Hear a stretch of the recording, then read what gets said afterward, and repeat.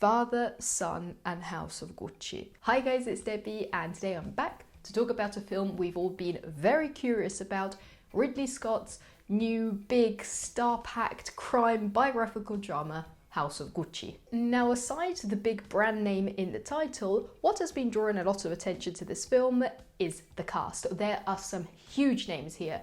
Jared Leto, Lady Gaga, Adam Driver, Al Pacino, and basically all the promotional campaign for this film has been based on the fact that there are these names in the cast, especially Lady Gaga, whose career, by the way, has been absolutely amazing, but we'll get to that in a moment. Just before getting into the review, actually most of you know this, but for those who don't know, although I sound like this, I'm actually Italian. Not the kind of my grandpa emigrated from Italy 130 years ago Italian. No, I literally am Italian. I'm sitting in Italy right now. It's a long story. There are plenty other videos on the channel explaining all of that.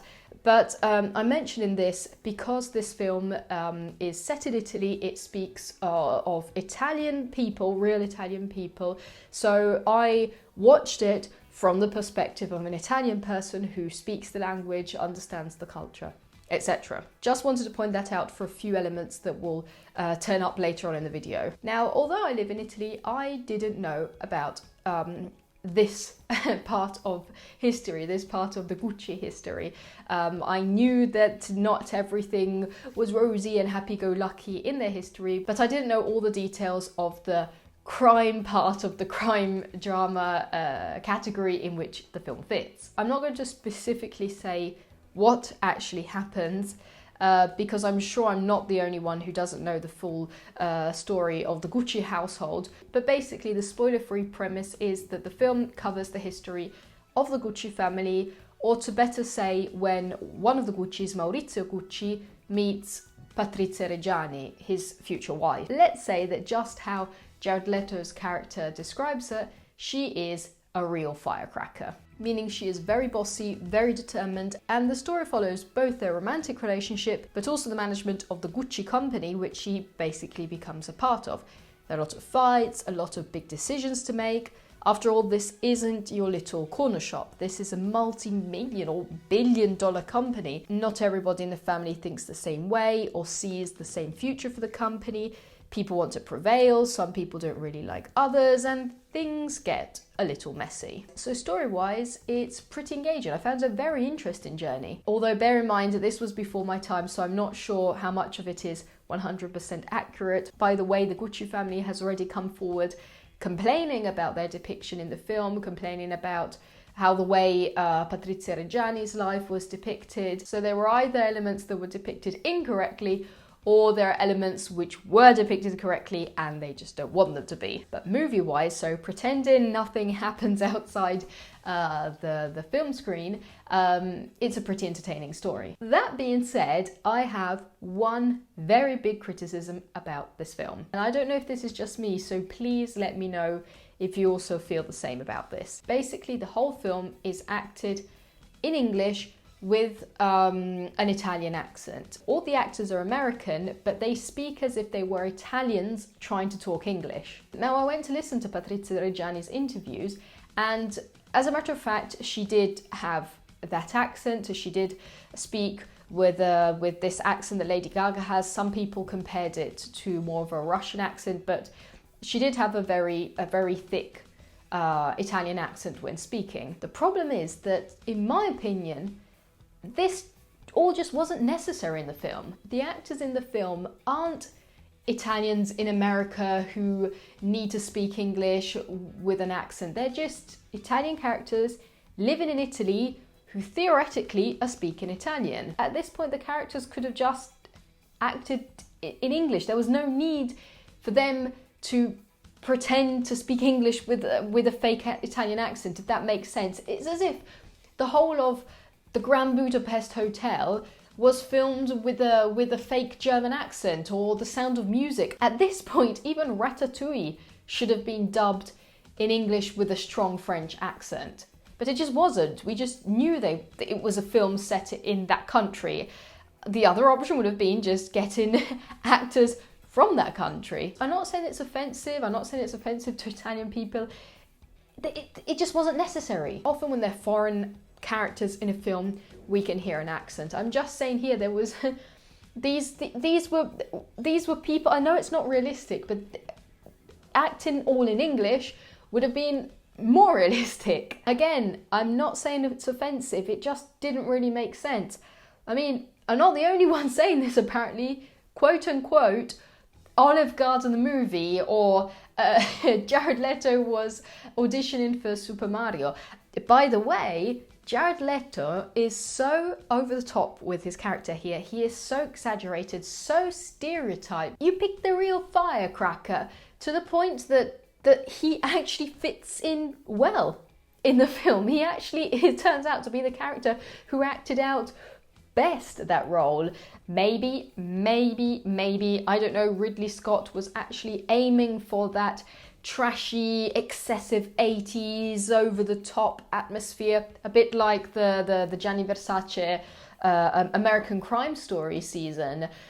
Maybe something like that, I have no idea. Please let me know what you think about this. Anyway, accents set aside, a lot of people really enjoyed Lady Gaga in the film, and I agree, she was very good. As I was saying before, Lady Gaga went from singing to acting, and not that many people have complained since she started acting. Her name will be one of the names at the upcoming film awards.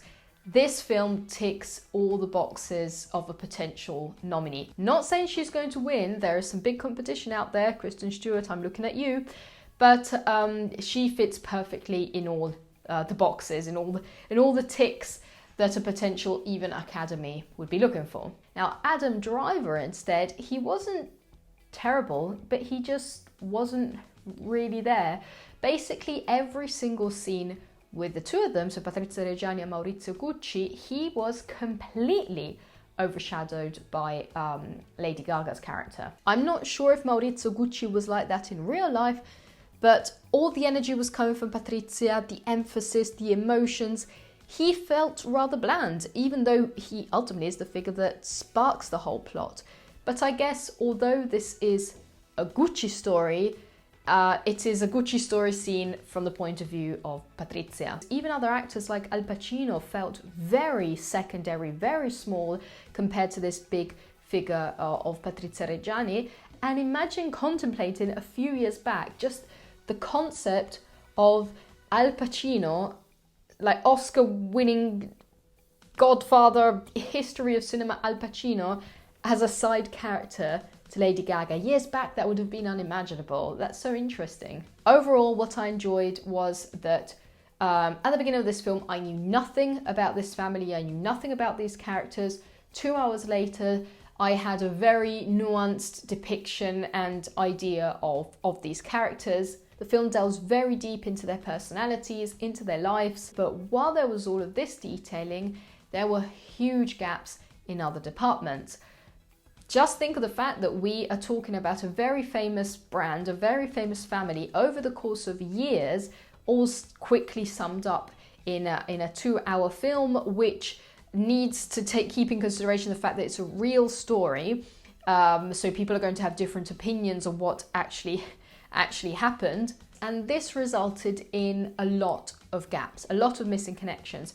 For example, I completely lost it with Patrizia Reggiani's friend, the woman who, I'm not even sure if this line of work exists outside of Italy, but basically she's one of those women on TV who like read cards and predict your future, and you can call in and ask them to read the cards for you.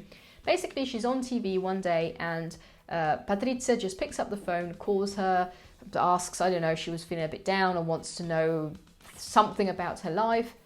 Next thing we know, they're besties together, just spending their days at home together. Where was the connection there? Some people put it down to the fact that this film is trying to be a story of Patrizia Reggiani, but at the same time a general story of the Gucci family, and that the director should have chosen which of the two to portray. So to put all the strings together, in my opinion, this film is very good, but no way even close to how hyped up we were about it. And in my opinion, there are many smaller, lesser known films that were released this year that deliver something much deeper. Acting-wise, Lady Gaga was great. I wouldn't be surprised in seeing her in a list of nominees in a few months. Jared Leto's character was also fun and good within the stereotype of the excessive Italian. Not sure that I can say I was that impressed with the other characters, especially Al Pacino and Adam Driver. But all of that is just my opinion. I would love to hear yours on the topic, so make sure to leave a comment down below with all your thoughts. I hope you enjoyed this video.